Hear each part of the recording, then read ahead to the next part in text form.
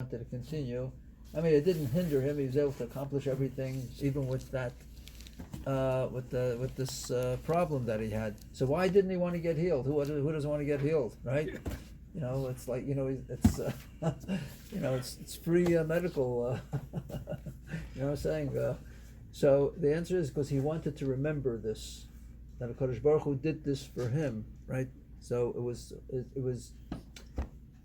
Sometimes if Kadosh Baruch Hu does something to somebody, and hurts the person, and it's an ailment, and so he has an excuse. Why did this have to happen to me, right?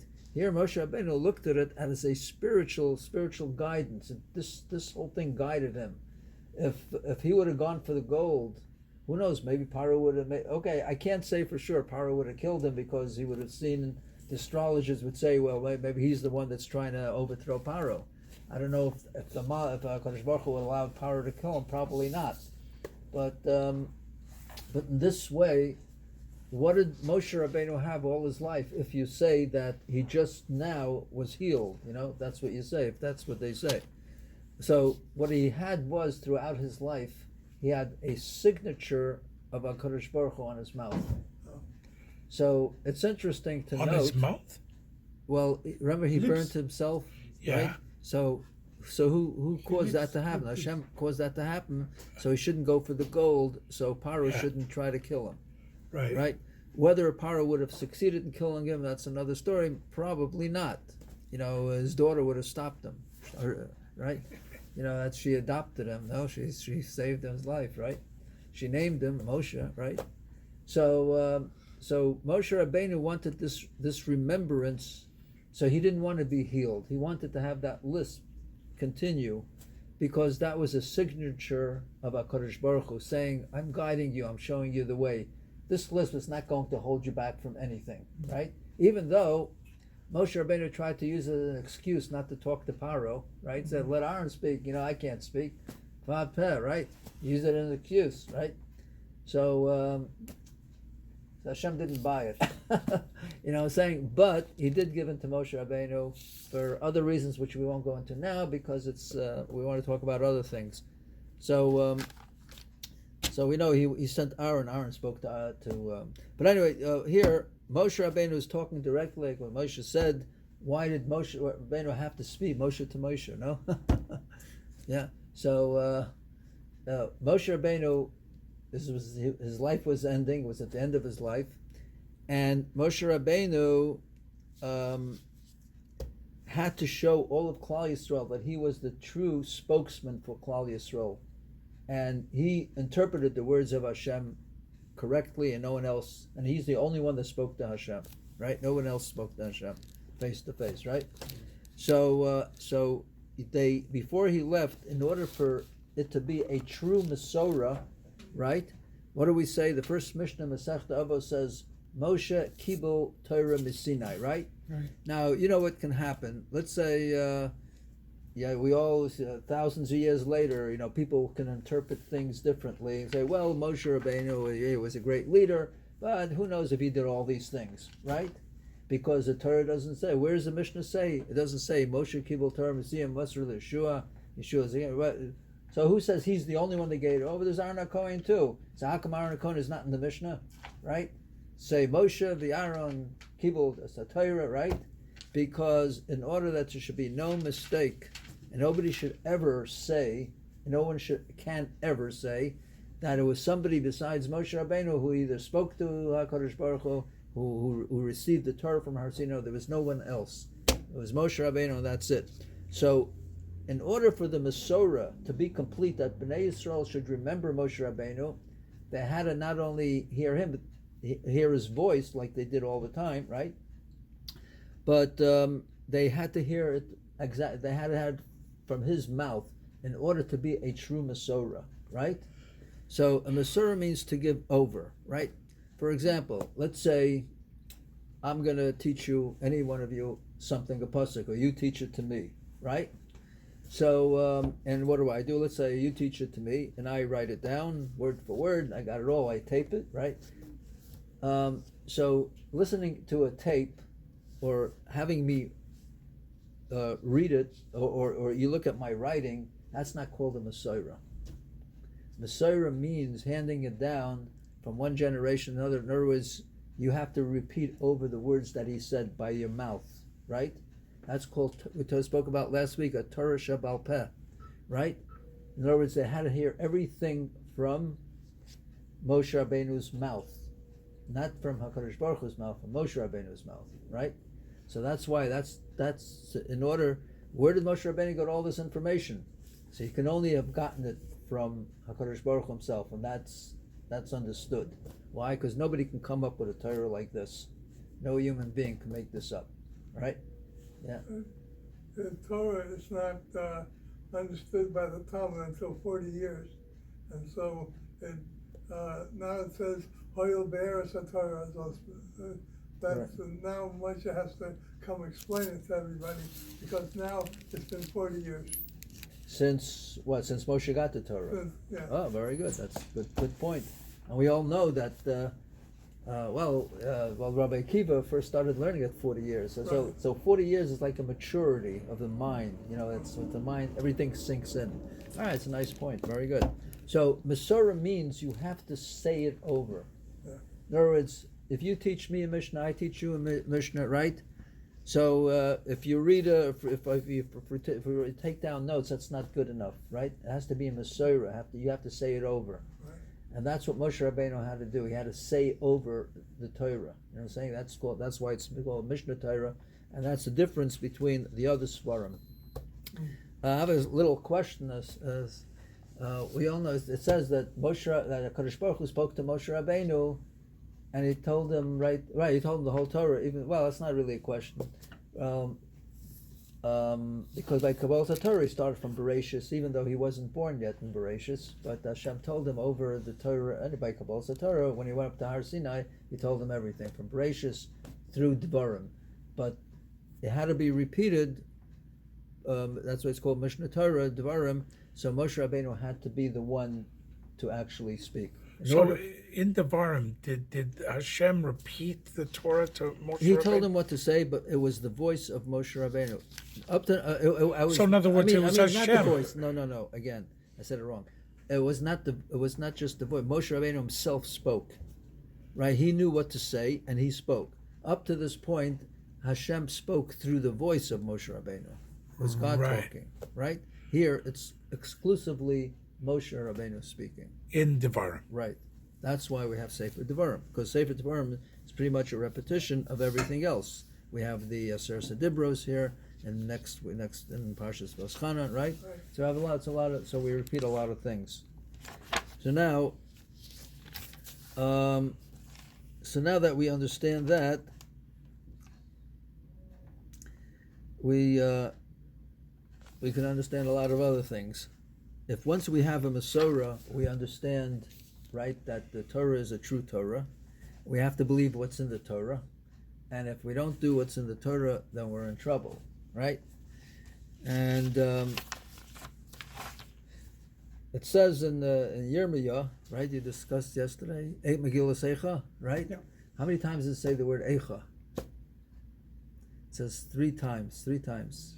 She didn't say about it. Yeah, okay, I'm just asking. Three times? So, right, it says, Moshe Rabbeinu said, Eicha Esa Levadi Tarchachem, right? Where's the pasuk? Here it is.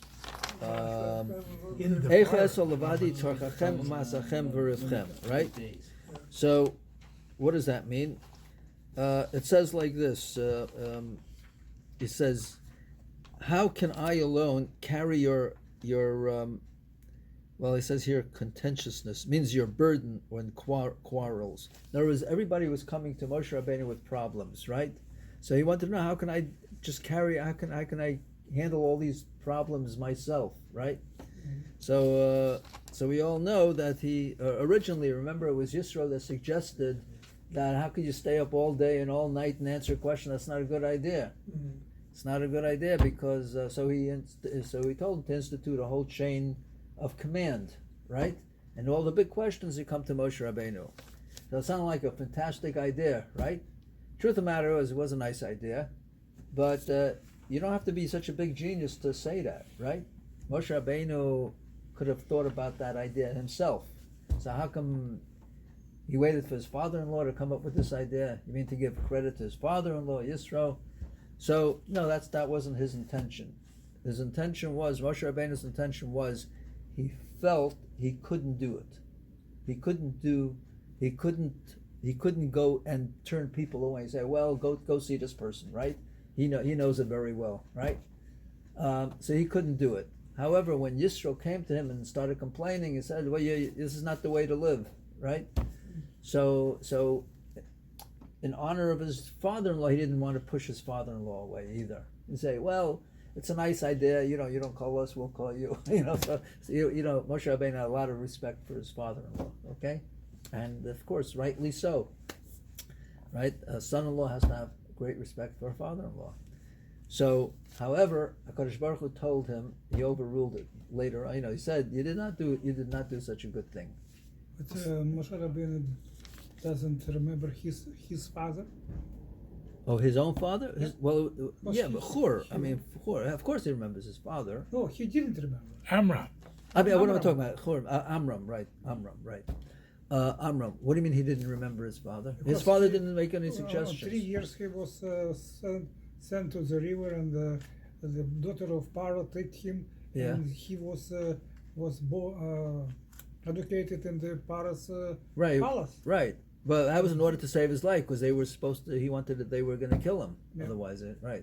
So where was Chur and where was, what am I saying? Amram. I keep on saying Chur. I don't know what. Okay, Amram and Yocheved. Right.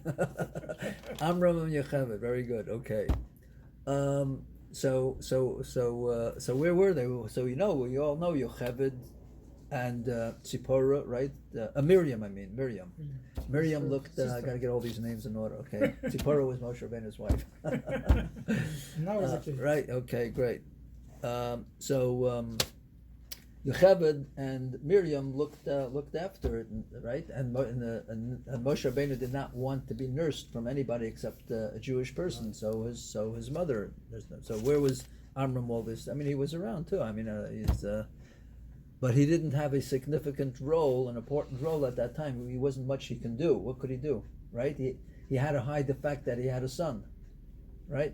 I would like to ask you, how fulfill his obligation, Moshe, to his father and mother? Honor your father and your mother. Well, he did. Said. How he honor is, he didn't say them. In the beginning, he didn't know who they were. Yeah.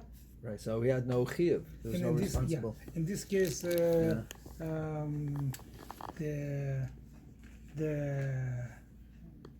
father of his daughter, his wife, Yisro, was the father of his father-in-law. Right.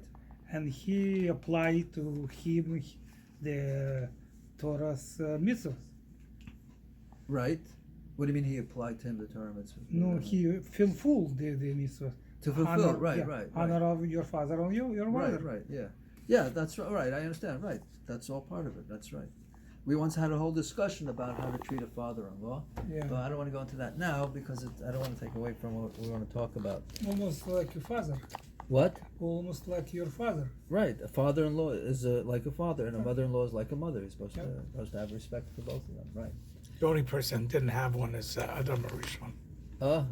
Listen, he had a Kodesh Baruch Hu.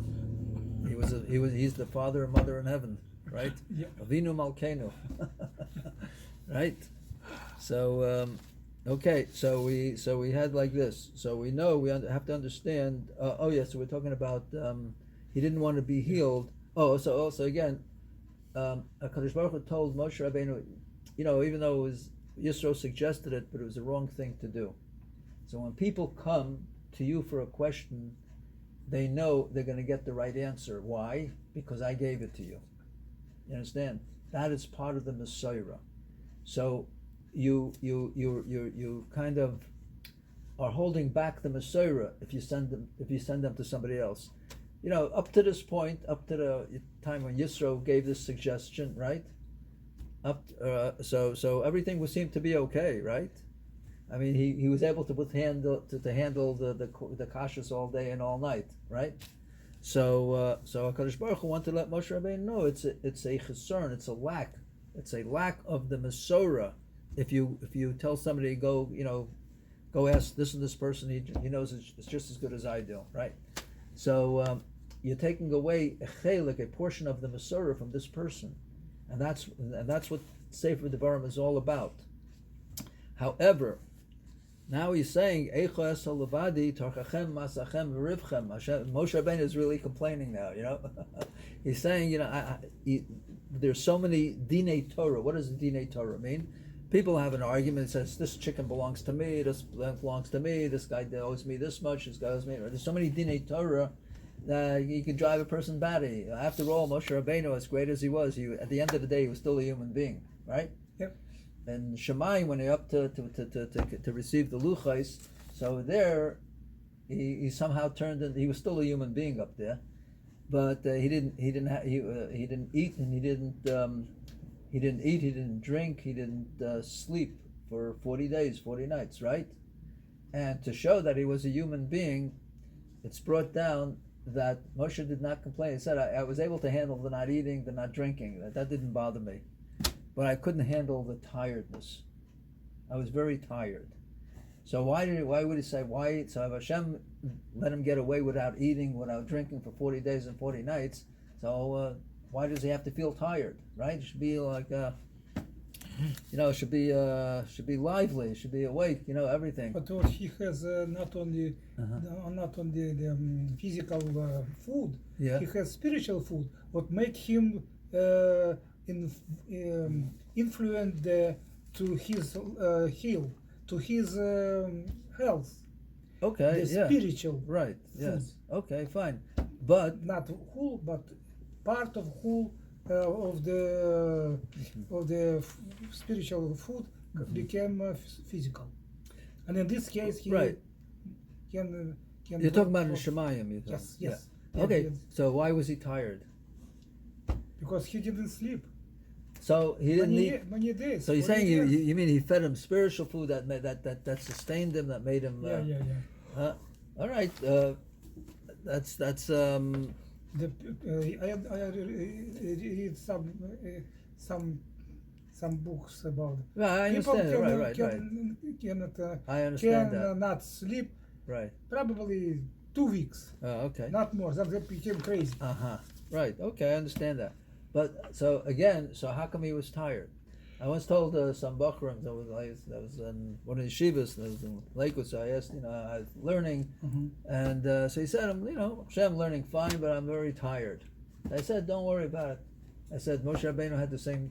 He also said he was tired. So Where does it say that he was tired? it's brought down in the Medrash. In the Midrash I Rabbah. don't recall where it is. Okay, he said he said he couldn't handle the tiredness. So very tired. It was very hard. It was very hard on him. I mean, he did handle it after all, but he said it was there. So to point out why was he tired, to show that he's not a malach. That's also one of the reasons why Moshe Rabbeinu had to die, a physical death. It's like everybody else. That's right. In order, so nobody should say, well, listen, you want me to be a Moshe Rabbeinu, then I got to be a malach. I'm not a malach, so what do you want from me, right? So Kadosh Baruch Hu had to show that he's a human being. He's still in his circumstance, even though he didn't have to, he had a spiritual food, right? But at the end of the day, if you give any one of us spiritual food, we can also go without eating for 40 days, 40 nights, right? Right. And but you have this tiredness. So the tiredness shows he's a human being. And that's what Moshe Rabbeinu always had to show. In order for Masorah to be complete, it has to be one human being giving it over to another human being. And that's what the Barim is all about. One human being to another human being. That is a true Masorah, right? Like this, you could have had Kodesh Baruch Hu to send a whole trainload of malachim, start teaching everybody, you know what I'm saying? So, Not but when he said this, Moshe Rabbeinu said, all these dinei Torah, all these arguments that you have between this, it's just getting too much. So there, Kodesh Baruch Hu gave him the same advice that Yisro gave him earlier. So what was the difference? Right? Same thing, no? Yeah. So why did Kodesh Baruch Hu have tinus on him before?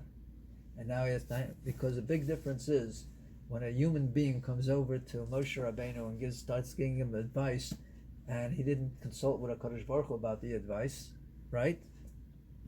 So then it's lacks in the Besorah. But once HaKadosh Baruch Hu gives you the advice, that's a whole new, that is the Besorah. Now I'll bring you another raya. We see by Yaakov Avinu, it says Yaakov Avinu, when he had to fight with the Malach, the Sashal Esav, right? Right. So he didn't let the Sashal Esav go until you give me a bracha. So what was the bracha? The bracha is that your name should not be Yaakov, it should be Yisrael, right? Right. So who gave him the name Yisrael? The Sashal Esav. Is that correct? It's not correct. Hashem gave him. Yeah. Oh, so later Hashem gives him the name, right? He repeats the whole thing. He says your name should not be Yaakov, it should be Yisrael. So what's the repetition? You already got I already got the name. I mean, you weren't. I'm sure you must have heard it, right? So Yaakov Avinu could have told HaKadosh Baruch Hu, I already got the name. So the word is when you get something from a whether it's the Sashal Esav, it's not directly from HaKadosh Baruch Hu. It's not a real name. It's not. It's a name, but it's not a Mesorah, right? Who gave who? So who's the Sashal Esav, right? So big deal. But Right? Sarah Esav What? was Malach. Yes, from he was a Hashem. Malach of Hashem, Yeah. but he's not the one that gives over the Mesorah. He what? He's a shliach. Yeah, he was a satan, whatever he was. They call him whatever. Yeah, whatever. So therefore, Hashem and Hashem saw that the world, because it's brought down in the Torah, that the Mal, right? So Hashem had to repeat it over that it should come from him. That should be the Mesorah. So who gave at the end of the day? Kadosh Baruch Hu said Yaakov, your name is Yisrael, right? So you have the same situation over here. The same advice that Yisro gave, Kadosh Baruch Hu gave that advice later on to Moshe Rabbeinu. So Just repeat it. right, but the difference is now it's a Mesorah. It's handed down from Hakadosh Baruch Hu Exactly to Moshe. from- Right. So now it's right. So that's what this is all about. The Sefer Devarim must get the Mesorah correctly. Must be right. Yaakov got the name Yeshua too. There's what? Yeshurun. Yeshurun. Yeah. I'm not- Yaakov got two names. He got right. Israel Yisro- and Yeshua. right, okay, right. Yeshurun, right. Yeshurun is the people, not Yaakov. Yeah, it refers to Klal Yisrael, but he Right. B'Shur Klal Melech, Yisrael. V'Sasei Parashayim. Right. Right. Well, that's what Yisrael is all about. There's two levels, two different avodas of Yaakov Avinu. There's the Yaakov and there's Yisrael, right? Yisrael involves all of Klal Yisrael, all of us, right? So, okay. So now, so what did we say? We said that. So it says Eicha 3 times. Why 3 times? Well, one was from let me see, where is it here? Let me read. Rashi brings it down. Yeah, one from Yud one from Beis. Moshe. Yud Beis. One was I'll read you the Rashi, right? One was. Oh, no, actually, in Megillah Seicha it brings down. Yirmiyahu said Eicha. Who else? Moshe Rabbeinu said. Who else? Shia. Yirmiyahu and Yeshaya, right? Right. So they all said Eicha means. So Eicha mean. What does Eicha mean? Eicha means how? How could this happen? Right? I mean, where everything was fine today, and all of a sudden, what happened? A storm came, and look what happened. It uprooted everything, right? So you see, even the Umas Ha'olam, the Goyim also say, they had these tragedies this week. You heard about it. So I'm sure they're also saying, how could this happen? And they keep on saying how and how and how, but nothing is being done about it. At least we Klal Yisrael, we say, Eicha, how did this happen? Obviously, we must have done something. What did we do? We didn't listen to the Nevi'im. We didn't listen to the Gedolei Yisrael. The last 2 weeks, when we read the Haftarahs of Yirmiyah kept, and Hashem told Yirmiyah, I want you to talk very strong. Don't talk like you're shy. You get up there like a rabbi, give a clap on the bima, and say, yeah, that's what he told me. He said, I want you to speak with a firm voice, right? Scream at them. Let them know there's going to be a churban if they don't do tshuva. So he warned them twice, right? So now, this week is called, this Shabbos is called Shabbos Chazon, right? Why is it called Chazon? Because Yeshaya had a vision. Chazon means a vision. What was his vision? He saw that there's going to be a Churban Beis Hamikdash, and it's not stoppable. You can't stop it. Nobody's been able. You had your warnings, and now it's going to happen, right? You have to do something. If you can do a superior type of tshuva, maybe you can change the gezerah. Yeah. But obviously, there's no superior type of tshuva done here, right? So therefore, Chazon Yeshayahu, Hashem said, he showed Yeshayahu, he showed him the decree, and this decree is non-stoppable. Why the goyim when the goyim in the city and this Hashem sent Yonah to this people of this city You're and talking make about Nineveh. Shuvah. You're talking about Nineveh, right? Nineveh. Why Right. they do Shuvah and Jewish people didn't? Ah, fantastic question. So, do you have an answer? You know why? I think Because, I'm just thinking about it. That's a good point, sure. Because when Haman, Yeah. when Haman took off the ring, then they did tshuva. Well, he didn't have any Until power, he took right? off the ring, Mhm. they did not do tshuva. Right. Because, why? Because sometimes, you see, all right, like you pointed, as long as you had the Tabas HaMelech, Right. so that gave him authority. Mhm. So a lot of times, you have people. Let's say you can have a large group of people, right? And you have one guy talks real tough, real powerful, and he may not be good, right? But he's talking so tough, he makes himself a good impression, so people will go along with it. Meanwhile, you have this small little person, he's well learned, he's going to be a Talmud Chacham, he speaks with a slow voice, and nobody pays attention to him, right? Even though he's the one that's right. So people go after power, right? People are attracted to power. So what was powerful during the time of the Churban Beis Hamikdash, the second one? That's what we're in right now. They looked at people who seemed to make a bad impression on others, but they had a strong voice, right? So you follow them, right? Like Max Schmoll, Hitler. He was Like him, right? But the Yidden didn't follow him, Yeah.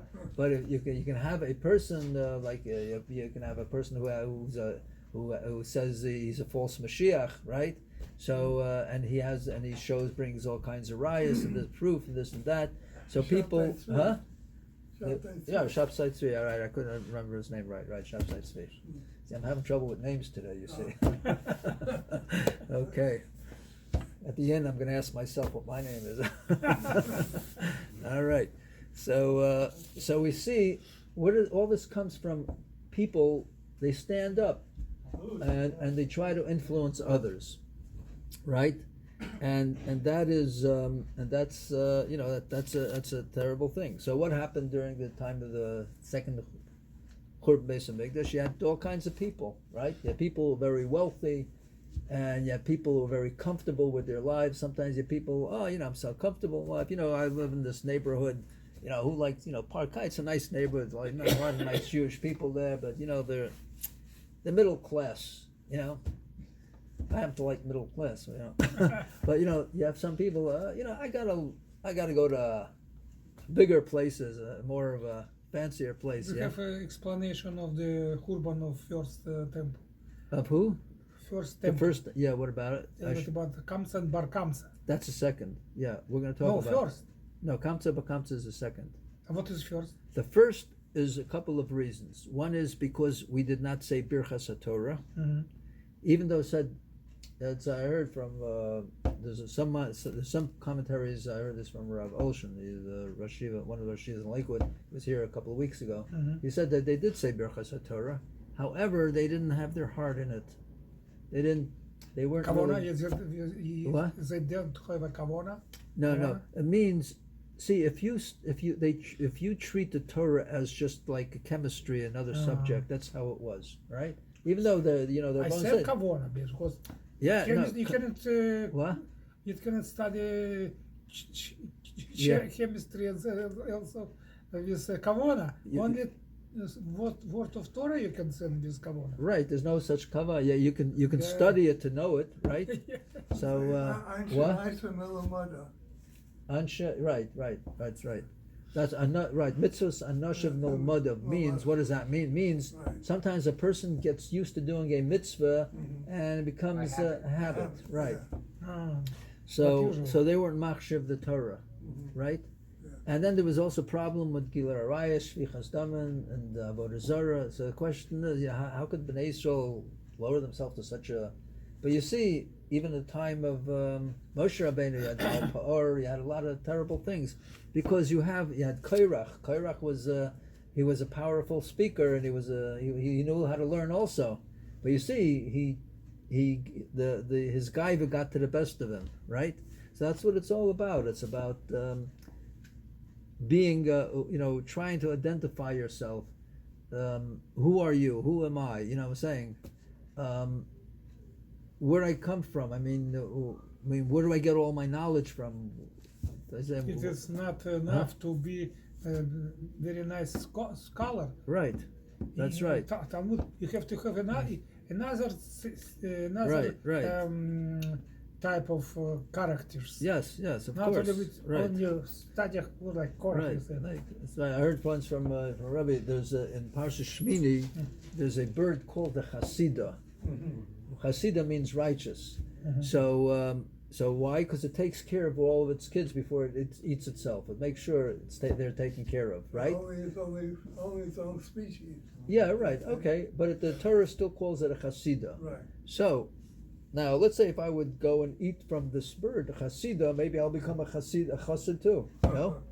So there's one problem with it. It's not kosher, right? Right. So I heard from a Rebbe, Rav Feurisen, he taught in the Mir in Brooklyn. He said a very nice word. He said, Chasida, right? What is it? What is an example of Chasida? You take a person, he's very nice, very pleasant, very polite. He'll say, "Excuse me," he'll open the door for you, right? And I'm talking about a Jewish person, right? And even let's say right, it could be anybody, even a guy. Well, let's talk about whatever. Right? He could be very nice, very polite. So you might be friends with him, right? Mhm. Who wouldn't want to be friends with such a nice guy? He gives you the time of day, right? He'll give you a ride, he'll lend you money, whatever it is. However, this guy's got one problem. He's not a Shomer Torah mitzvahs, right? He does all the averos they can think of, right? But he's a nice guy, he looks handsome, a nice person, right? So that's an example of a chasida. A person could be nice, but if he doesn't have the simanim of tahira, he doesn't have the proper simanim that a Jew should have, then stay away from him. He's wrong. He's bad for you, right? And that's during the time of throughout all these years, you had throughout all the history of the world, you had problems like that, right? So what happened at the time of the Churban Beis Hamikdash, the second Beis Hamikdash? What is the second Beis Hamikdash all about? So it's about sinas chinam, right? Yeah. People learned, people had, but so what creates hatred for somebody, right? Hatred is a combination of jealousy, hatred, right? And where does it come from? It comes from a lack of. If I don't recognize you, I dismiss you. Who are you? Or who am I? So I feel either I make you feel like you're nothing, or you make me feel like I'm nothing, right? So then I get very angry, right? I get very upset, and I start saying, I don't want to have nothing to do with you, and you start getting a hatred, and what do? You don't want to be associated with the person. You let's say if he has a nice business, you don't want to do business with the guy, right? You don't want to go to a store, you don't want to shop there, right? So a lot of things evolve around that. For example, if I have, let's say, so you have a store, right? Not me. Okay, not you. Okay, anybody. Reuven has a store. Oh. Okay, that's right. I shouldn't use us as an example. Reuven has a store, right? What does he have? He has a bakery, very nice bakery, bakes very good stuff, right? So I get into an argument, or Shimon gets into an argument with Reuven. And what's the argument all about? I don't know. Maybe Reuven or Reuven and Shimon, whatever the argument is not important. And so now Shimon says, I'm not going to buy anything from Reuven. So what is Shimon doing to Reuven? He's taking away business from him. So what is it? Whose business? No, Shimon is now, let's say Shimon used to spend $20 a week at his store. So now he's not spending the $20, so Reuven is losing $20, right? So Shimon, by not straightening things out with Reuven, can be over on the Isser of Hashavas Aveda. He's making Reuven lose money, right? And the same thing with Reuven. If it's his fault, he's causing himself a hefsid mammon, right? Now he's causing it for his family, and besides the fact that he's having a fight for somebody else in Kollel Yisrael, right? Okay. So here we have the story of so all the whole 3 weeks, the whole Golus, the whole time, all these 2,000 plus years, unfortunately, we still keep on asking the question, Eicha, how could this happen, right? Like, how could the Holocaust happen 70 years ago, right? And like I said, every week, Al Tiftach Pel Sutton, you have tragedy amongst Goyin, unfortunately sometimes by Yidden too. So, Eicha, how could this happen, right? So we keep on asking the same question over and over again, but it's time we start answering the question. Who has to answer the question? We ask Eicha, so we turn to HaKadosh Baruch Hu and want to know, answer us the question. So HaKadosh Baruch Hu is trying to tell us, and we're trying to get this message, and hopefully maybe this year we'll get the message. It's HaKadosh Baruch Hu is trying to tell us he's not the one that's got to answer this question. We have to answer the question. Understand? We have to answer the question. You want to know it? Because Hashem warned us. Right. He warns us about right. We have a Torah in front of us. Yeah. We have a Torah in front of us, so we should have to know how to act. Yeah. If we have a din Torah with somebody, we have an argument with somebody, settle it. If you can't settle it between yourselves, you go to a din Torah. You're mechuyev to go to a din Torah. Why? Because if you don't go to a din Torah, Shimon is going to stop shopping at Reuven's store. Mm-hmm. And not only that, let's say if Reuven has a nice daughter and Shimon has a nice son, they won't be meshadich with each other. And maybe in Shemayim, when their kids were born, HaKadosh Baruch Hu was 40 days before, he said, I want Reuven and Shimon to be makatonim with each other. So now you get into an argument, you're messing up my whole system. The whole Seder Hayom, that's part of the process, right? So so a lot of things go wrong when if you don't settle down and think for a minute before you say something, you do something, and it is possible to have dinei Torah. You have shilas kashas, so you go to a Rav, you go to Rebbe, you go to Bezdin. That's why all this was set up, right? So if you don't do these things, things get worse, right? You never end up speaking to each other. You never do, and a lot of tragedies happen. So we have like this. We have the famous tragedy, Kamtza Bar Kamtza, right? So who are these people? So we all know that there was this very wealthy person who made a party, right? And by the way, I just want you. It's very interesting in the word Kamtza and Bar Kamtza, the last two letters is Tzadik Aleph. What is Tzadik Aleph? Tzadik Aleph Tzei. So what does Tzei means? Go out. That means he kicked them out. He told them to go out, right?